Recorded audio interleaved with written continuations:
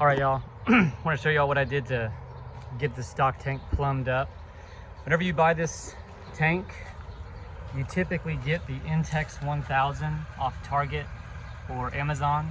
Whenever you get it, you get the pump, these tubes, and then you get a couple plastic pieces that don't attach to this tank. They attach to the pre-made blue out of ground pool. So then you got to order a couple more kits just to get the fittings. And from what I understand, you don't even use the entire kit. You have to kind of throw it away and make it work. So this is what I did. I got some of these bilge pump outlets that are meant for boats. 1 1/4 inch, which fits to the factory pump hose perfectly.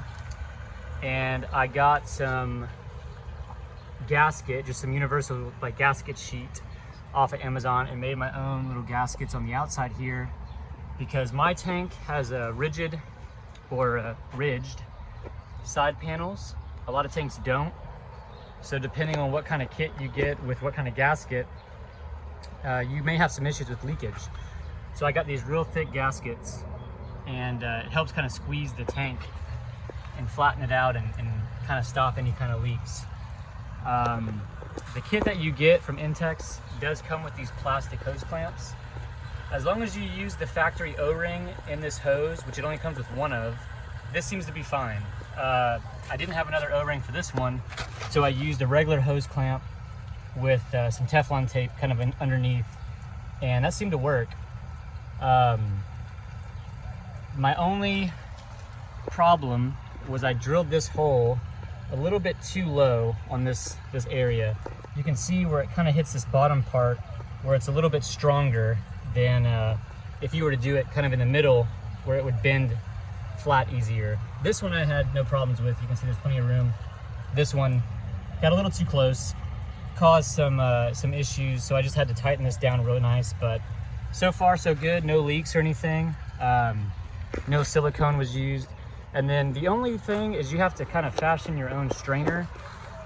I did a kitchen sink strainer with some magnets. I don't know if it's ideal, but I think it's gonna work. Compared to the Intex kits, you get plunger valves on the back here that you can shut off and shut the water flow so that you can service the filter in that pump. So my solution, which was a little bit cheaper and gets the job done, is these sink plugs. These guys will fit in here. You know, it's on right now, so I don't want to throw it in there, but they'll fit in there. You can stop the water flow, change your filter, or clean it out, and you'll be in good shape. Basically, I didn't want to buy the kits in addition to this pump. The idea was to get a little summertime, you know, cool down in the yard relatively affordably. And by the time you get the pump and all the fittings, it starts to add up pretty quick, and it's pretty wasteful with all the stuff you have to throw away. So I'll put a couple links in the description for the parts that I used. And if you have any questions, just leave a comment.